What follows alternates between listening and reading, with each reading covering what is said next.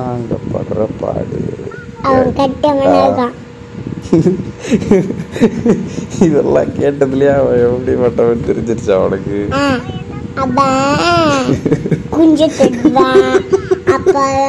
பொண்ணு பாப்பான், கேவலமான பொண்ணு நல்லா அதிகமா பாப்பான். எனக்கு டைவர்ஸ் ஆயிடுச்சு. டைவர்ஸ்னா எப்படி ஒருத்தர் உண்மையா வச்சிருக்க முடியுதோ? 10 பேரை பார்த்தாலும் யார்ட்டையாவது ஒருத்தர்கிட்ட உண்மையாக இருந்திருக்க முடியும். மனசுன்றது 10 பேர்கிட்ட இனிமே அடுத்தது எல்லாருமே ஃபுல் கனெக்ட் மாட்டாங்க. அந்த மாதிரி அவங்கெல்லாம்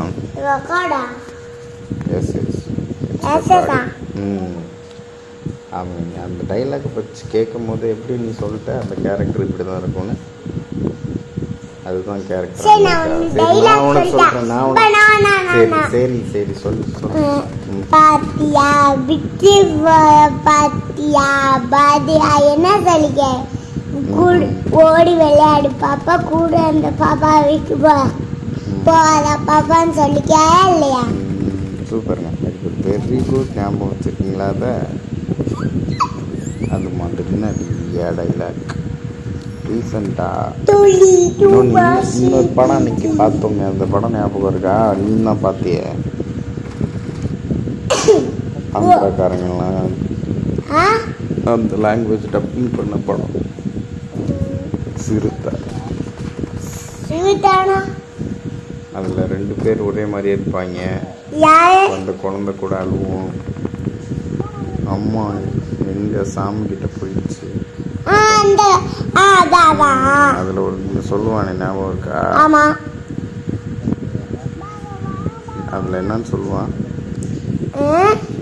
அவனுக்கு? என்ன இருக்காது, அம்மா சாமி கிட்ட போயிட்டாங்க, அவன் நல்லா வளர்ப்பா. யார் வளர்ப்பா? அவன் பாட்டுல வருவான் அவன். அவன் அந்த படத்துல சொல்லுவான், இல்லடா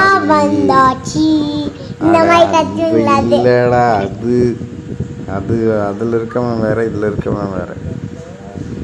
உன்ன மாதிரி காசுகுமார் இருக்கிற எச்சக்கூடி படம் நினைச்சியா பாண்டியன்? ஒருத்தனை பேர் பாண்டியன். பயம் எனக்கு இல்லைடா சாவுக்கு, கொத்தையா நேருக்கு நேரம் என்னை பார்க்க தெரியலாம். 6 மாசமா நாய் மாதிரி பின்னாடி அணிஞ்சிட்டு இருக்கு. இந்த ஒத்த தலையை வாங்கணும்னா அதுக்கு 10 தலை தூரம் வேணும் அப்படின்னு சொல்லுவானே ஞாபகம் இருக்கா? அப்ப அவன் மண்டை கம்பியில பட்டு அவன் மூளை ஒன்னா சேர்ந்துச்சு.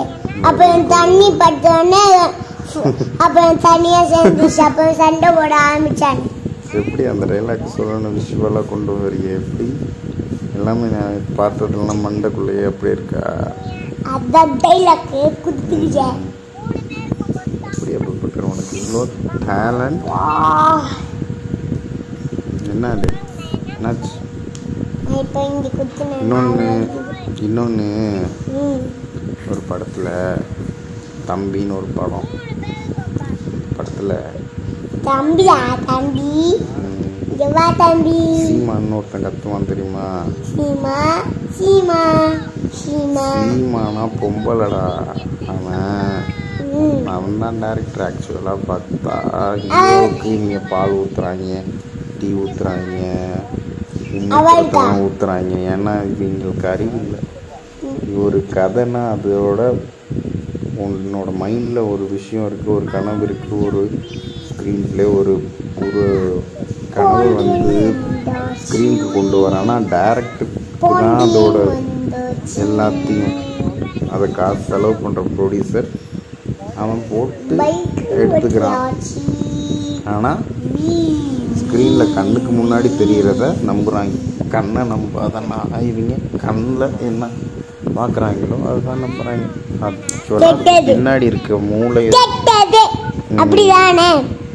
ஆமாம், கெட்டதுலேயும் நல்லது இருக்குது.